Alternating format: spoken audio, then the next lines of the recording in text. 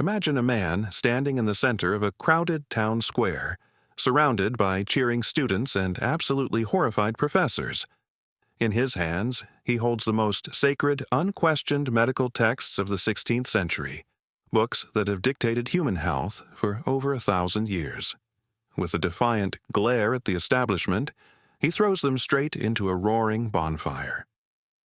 This was not the act of a madman, nor a religious fanatic. This was the act of a genius, a man who was equal parts brilliant physician, occult philosopher, and wandering vagabond. They called him a heretic. They called him a wizard. But history remembers him as the father of toxicology, the alchemist who dragged medicine out of the Dark Ages kicking and screaming. His real name was Philippus Aureolus Theophrastus Bombastus von Hohenheim, but you might know him by the name he gave himself, Paracelsus. To understand the sheer scale of the revolution Paracelsus started, you have to understand the terrifying state of medicine in the early 1500s. For over a millennium, the medical world was entirely controlled by the ancient writings of Galen and Avicenna. If you got sick, doctors believed your 4 bodily humors, blood, phlegm, yellow bile, and black bile, were out of balance. Their solutions were brutal. They would bleed you until you passed out, purge your stomach, or apply blistering hot irons to your skin. There was no chemistry. There was no scientific method. There was only blind obedience to ancient Greek and Roman texts. Questioning these texts was not just frowned upon, it could destroy your life. And into this rigid, dogmatic world walked a man who questioned absolutely everything. Born in 1493 in a small village in Switzerland, Paracelsus was introduced to the hidden mechanics of the world early on. His father was a physician and chemist, and he taught his son the basics of medicine, botany, and metallurgy. Young Paracelsus spent time in the local mines, observing the miners, the metals, the strange glowing ores, and the diseases that plagued the workers. He realized very early that the earth held secrets that no ancient book could ever teach him. This profound connection to the physical earth, to minerals and elements, would become the foundation of his greatest discoveries. At the age of 16, he began his formal education at the University of Basel, but he quickly grew disgusted. He sat in grand halls, listening to wealthy, silk-robed professors recite ancient Latin texts, men who had never touched a raw wound, never delivered a baby, and never set foot in a laboratory. Paracelsus realized that traditional universities were graviaries of knowledge, places where learning went to die. He believed that nature was the only true university. And so he packed his bags, turned his back on the academic elite, and began a journey that would last for over a decade. He traveled across Europe, through Germany, France, Spain, and Italy. He wandered into Russia, ventured down to the Middle East, and according to some legends, even reached India. But he wasn't seeking out famous doctors. Instead, Paracelsus sought out the outcasts. He sat around campfires with nomadic gypsies. He learned herbal remedies from village midwives. He studied anatomy with executioners, and he debated alchemy with wandering magicians. He realized that the common people, the ones dealing with life, death, and disease every single day with their own hands, knew far more about healing than any professor in a velvet robe. It was during these extensive travels that he began calling himself Paracelsus, a title meaning beyond Celsus. Celsus was a highly revered Roman medical writer, and by taking this name, Paracelsus was making a massive, arrogant claim. He was loudly declaring that he was greater than the ancients. He was stepping beyond the past. His philosophy was radical. Paracelsus believed that alchemy shouldn't just be used to try and turn lead into gold, a foolish pursuit that obsessed the minds of medieval Europe. Instead, he argued that the true purpose of alchemy was to create medicine. He introduced the concept of iatrochemistry, the application of chemistry to medical treatment. He believed that the human body was essentially a chemical system, and that illnesses were chemical imbalances that could be cured by precise chemical remedies. This sounds incredibly obvious to us today as we walk into pharmacies filled with chemically synthesized drugs. But in the 1500s, this was a dangerous, earth-shattering idea. He began treating patients using minerals and metals. He used zinc, a metal he actually named. He used iron, sulfur, and antimony.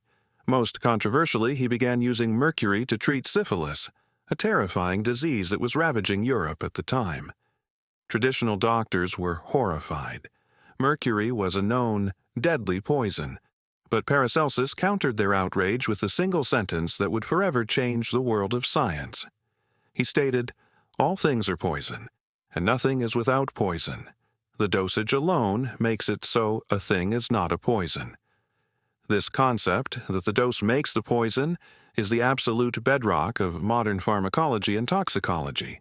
He proved that a deadly toxin, if measured and administered correctly, could save a life. His success rate was miraculous. He cured people whom the traditional doctors had left for dead.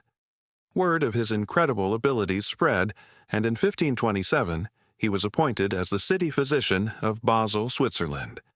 This was a highly prestigious position, but Paracelsus had no interest in playing by the rules. He immediately began infuriating the medical establishment. First, he refused to lecture in Latin, the language of the educated elite. Instead, he lectured in German, the language of the common people, so that anyone could come and learn. He invited barber surgeons and apothecaries into his classrooms, breaking down the strict walls of social class, and then he committed his ultimate act of defiance.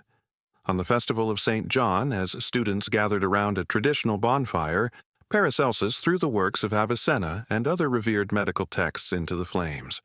He told the shocked crowd that there was more wisdom in his shoelaces than in all the ancient texts combined. The establishment was furious. The apothecaries hated him because he criticized their overpriced, useless remedies. The doctors hated him because he exposed their ignorance. He was accused of practicing black magic, of making deals with the devil to achieve his miraculous cures. Eventually, a legal dispute gave his enemies the excuse they needed, and Paracelsus was forced to flee Basel in the dead of night to avoid arrest. Once again, he was a wanderer. He spent the rest of his life traveling from town to town, writing furiously. He wrote volumes on surgery, on chemistry, and on psychology. He was one of the first physicians to recognize that mental illness was not caused by demons or evil spirits, but by disease. He observed that miners suffered from specific lung diseases caused by inhaling metallic dust, effectively becoming the first physician to study occupational health. He invented laudanum, an opium tincture that would become one of the most important painkillers in medical history. Yet, despite his massive contributions to science, Paracelsus never abandoned his mystical roots. He deeply believed in astrology, convinced that the stars and planets influenced human health. He believed in elemental spirits like gnomes and sylphs. He saw no contradiction between the meticulous chemistry of his laboratory and the profound mysticism of the universe. To Paracelsus, science and magic were just two different ways of describing the same divine mechanics of nature. His life ended as mysteriously as he lived it. In 1541, at the age of 48, Paracelsus settled in Salzburg, Austria, under the protection of a prince archbishop. But just a few months later, he suddenly died. The official cause was a brief illness, but rumors immediately began to swirl.